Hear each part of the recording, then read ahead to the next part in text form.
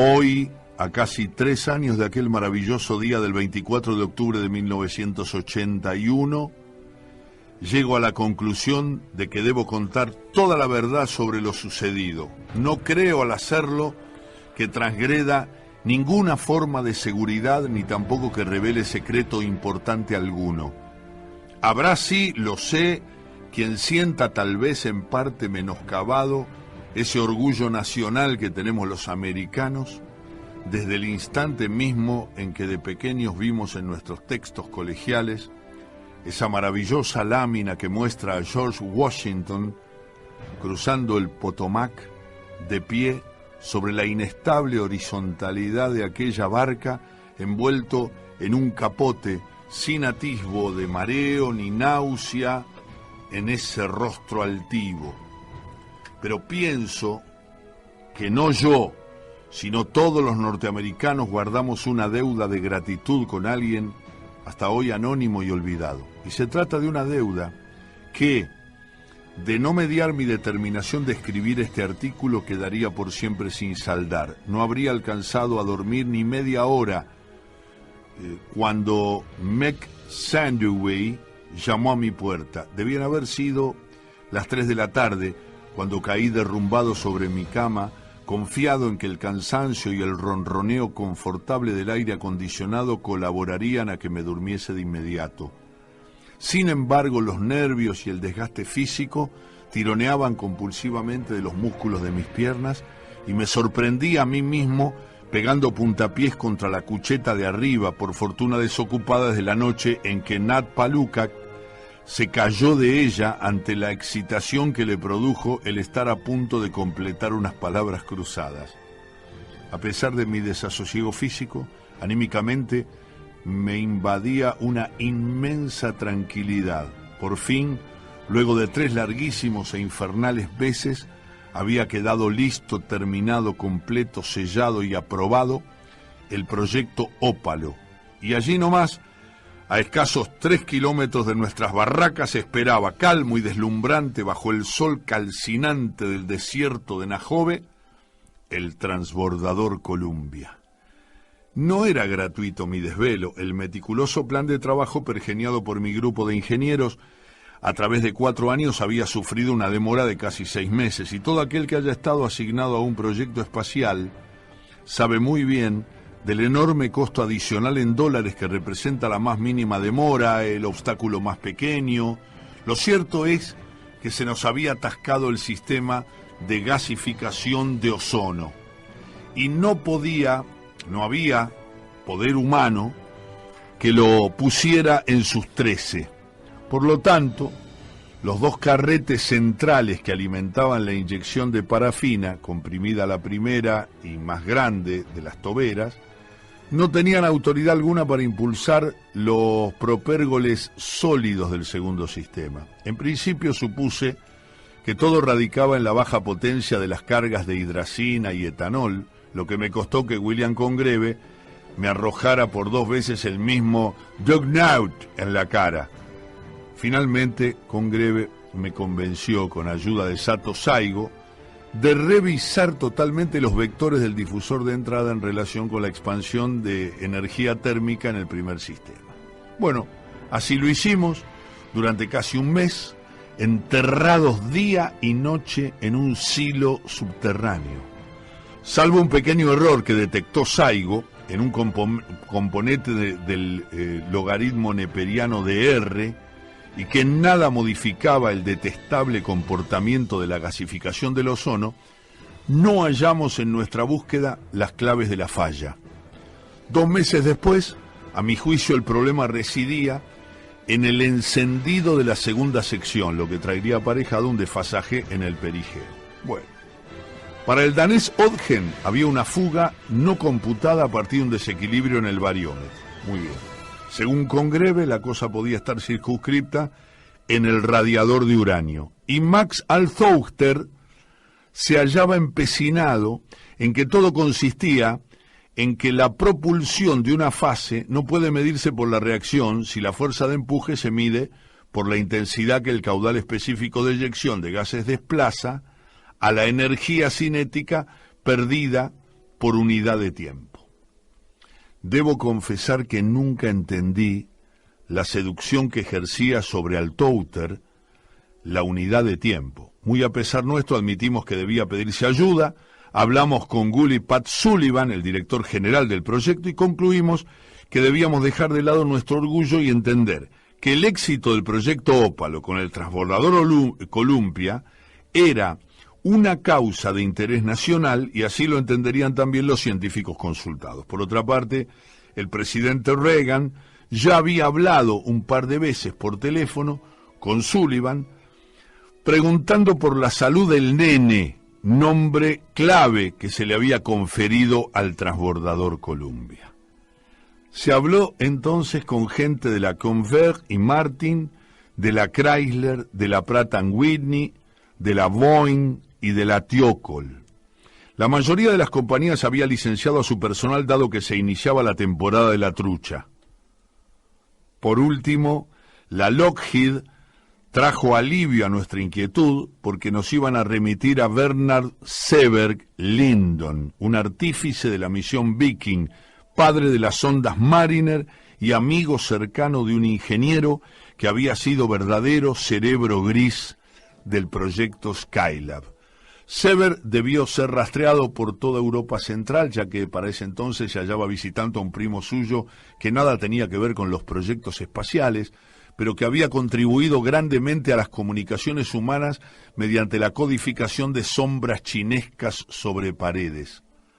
Aún pienso que la Lockheed aceptó ayudarnos para cabalgar sobre la cresta de la ola de nuestro posible triunfo, y algo así debió pensar también Seberg para acceder a volar hasta nuestra ratonera en White Sands. Debo admitir que la llegada de Seberg apresuró la solución. Sí, enérgico hasta la crueldad de una actividad rayana en el fanatismo, con un método analítico más cercano a la pianola que al matemático, Seberg nos puso frente a la solución del problema en solo 25 días de trabajo. Había que liberar los gases del ozono a través de las toberas de la tercera fase, pero sin contactarlos con los propérgoles sólidos del segundo sistema. Y si estos entraban en pérdida o desprotegían la dirección giroscópica, bastaba con inyectar una mayor proporción de flúor en la masa molar. Muy bien. El árbol nos había impedido ver el bosque. El 22 de octubre de 1981 se realizó la prueba final y todo anduvo a la perfección. De allí en más se completaron algunos detalles menores, se chequeó por milésima vez el encendido, todo quedó listo para el tan demorado momento del despegue definitivo. Fue cuando, ante la sugerencia de Sylvie Mortimer, quien me vio revolviendo el café con la visera de mi gorra, marché en procura de un reparador descanso. Sí, y fue cuando media hora después de revolverme en la cama como un loco, Meg Sandoway llamó a mi puerta y me disparó apenas le había abierto la puerta. La tobera del segundo sistema se atascó. Sentí como si millones de pequeños alfileres se clavasen en mi cuerpo. Las piernas se me aflojaron y de no mediar el apresurado sostén de Meg me hubiera destrozado la cabeza contra el piso. ¿Se lo dijiste a alguien?, atiné a preguntarle apenas pude recuperar el dominio de mis cuerdas vocales. No, me tranquilizó Meg con esa austeridad de vocabulario que hace tan rústicos a los hombres del Bajo Tennessee. Para el oyente o el lector que no conozca los entretelones de un proyecto interespacial, informo que una tobera no tiene actividades intermedias, o funciona o no funciona. No se admiten en una tobera ni falsos encendidos, ni ronquidos, ni carrasperas, como tampoco producción a media máquina. Cynthia, la tobera del segundo sistema, estaba bajo mi completa responsabilidad y ahora, a solo 14 horas del lanzamiento del Columbia, se había empacado como un asno. Era un problema 3 veces más complejo que el anterior suscitado con la gasificación del ozono. Y el problema de la gasificación del ozono nos había demorado durante medio año, Vuelve al centro de cómputos, recomendé a Mec, y no digas a nadie nada de esto. Tomé el casco, salté sobre un jeep, abandoné las barracas rumbo al transbordador. Afortunadamente a esa hora, cuando el sol era un soplete sobre la arena, solo me crucé con algunos operarios menores. Los ingenieros científicos se habían refugiado en sus habitaciones, disfrutando de hallarse por fin en vísperas de la cuenta regresiva. En tanto ascendía, mediante el ascensor interno hacia las vísceras del Columbia, pensaba en qué palabras emplearía para comunicar a nuestro jefe, a Gully Pat Sullivan, el nuevo drama que se había desatado.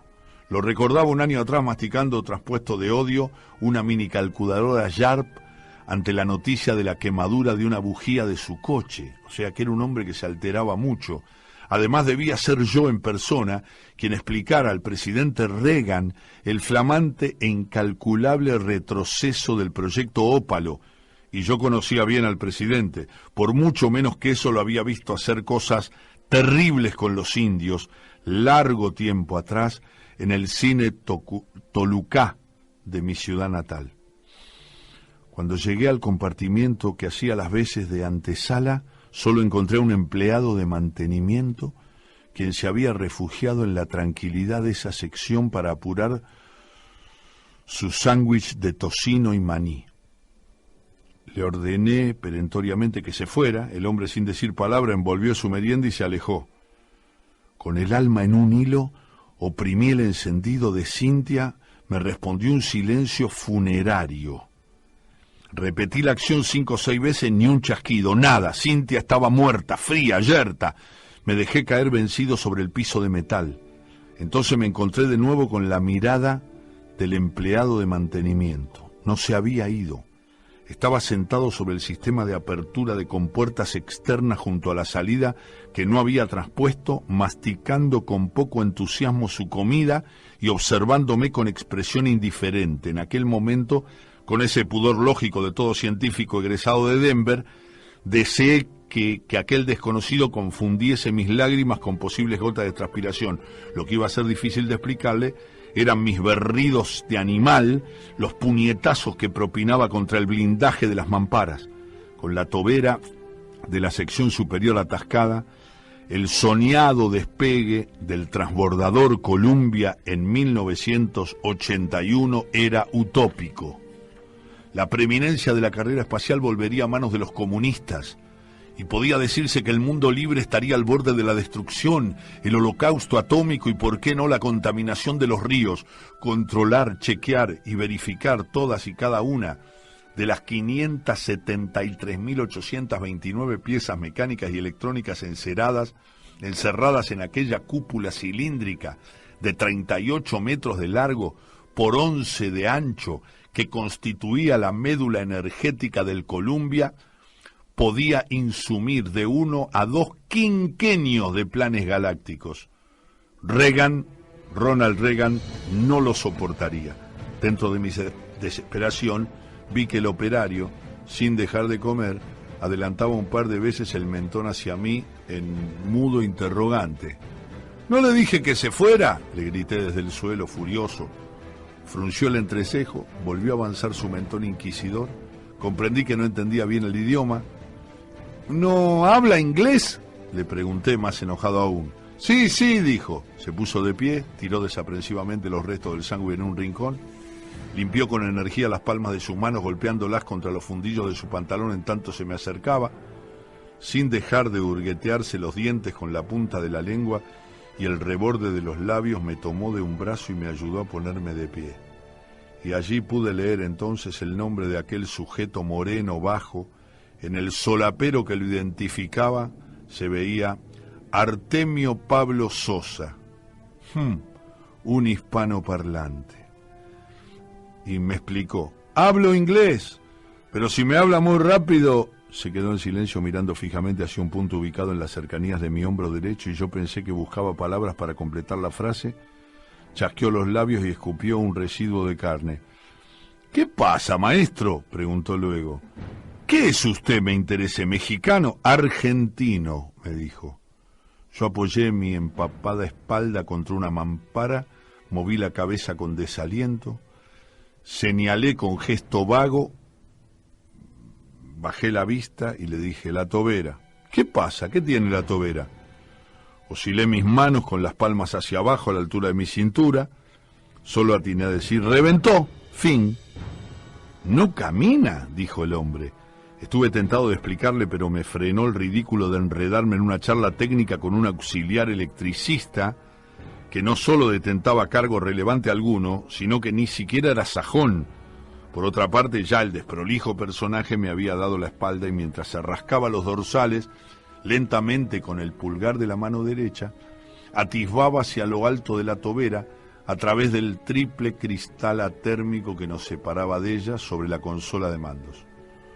Este Sosa volvió hacia mí, ahora se estiraba hacia abajo impudorosamente la tela que le recubría la entrepierna, señaló a sus espaldas la puerta que accedía a la tobera y me preguntó, ¿está abierto? Asentí con la cabeza, pero no volvió hacia allí. Caminó hasta donde había estado sentado y comenzó a revolver en un bolso de trabajo abandonado junto a los restos de su merienda.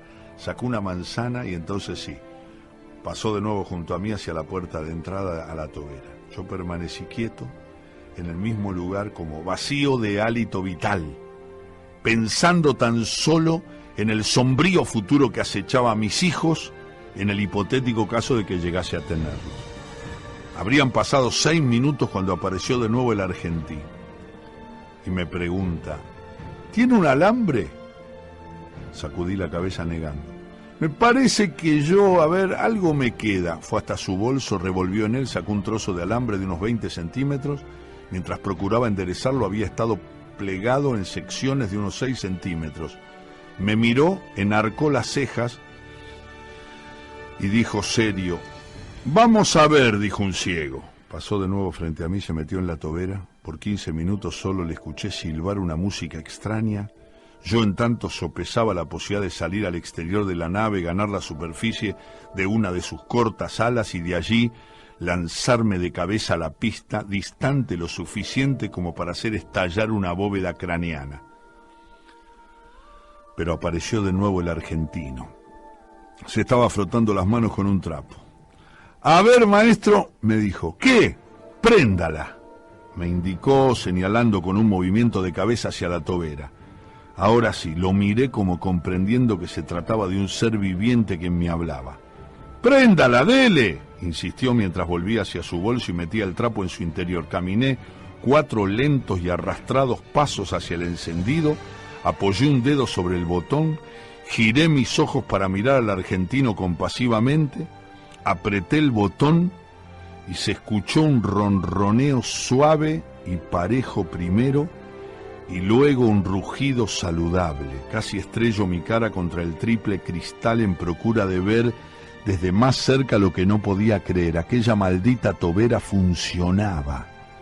Me di vuelta incrédulo hacia ese sudamericano providencial. El hombre había corrido el cierre relámpago de su bolso, había metido bajo su brazo izquierdo y miraba hacia el techo prestando atención al sonido trepidante de Cintia, la tobera. No, pareció contradecirse. No, va a andar bien. Luego sí se dirigió a mí. Le va a aguantar bastante, por lo menos para sacarlo del paso. Eso sí, advirtió. Capaz que de aquí a un par de años le tenga que pegar una revisada, pero por ahora... Pareció conformarse. Se tocó luego la ceja derecha en un remedio de desmañado saludo militar. Cabeceó para despedirse, abrió la compuerta neumática que daba a la escalera externa y se fue. Yo, en tanto, escuchaba a mis espaldas el dulce canto de Cintia funcionando. Al día siguiente, el transbordador Columbia, tras corta cabalgata sobre su avión madre, salió disparado hacia el límpido cielo de Najove y de allí en más la historia es conocida. De Artemio Pablo Sosa nunca jamás tuve un conocimiento. Superada la efervescencia del éxito de la misión, Ópalo, lo busqué por todas las dependencias, talleres, barracas de White Sands. Finalmente en la oficina del personal me informaron que había viajado la misma tarde del lanzamiento posiblemente a Nueva York con un nuevo contrato. Un año después, una agencia de averiguaciones privada me informó que Sosa había trabajado 4 meses como lavacopas en un restaurante italiano sobre la Séptima Avenida. Alguien me contó también que una persona de ese mismo apellido, Sosa, había estado trabajando como iluminador en un teatro de 5ª categoría donde ponían piezas musicales para público latino en Broadway. Pero nunca más pude encontrarlo. He leído un cuento increíble de Fontana Rosa en la tarde de la radio aquí, en Radio Madre, AM530, la primera de la izquierda. He leído un cuento desopilante del negro, así que el nombre le dijo de él, enchúfela y arranca, qué sé yo. Después se la reviso dentro de 2 años y no lo vio nunca más. La verdad sobre el transbordador Columbia.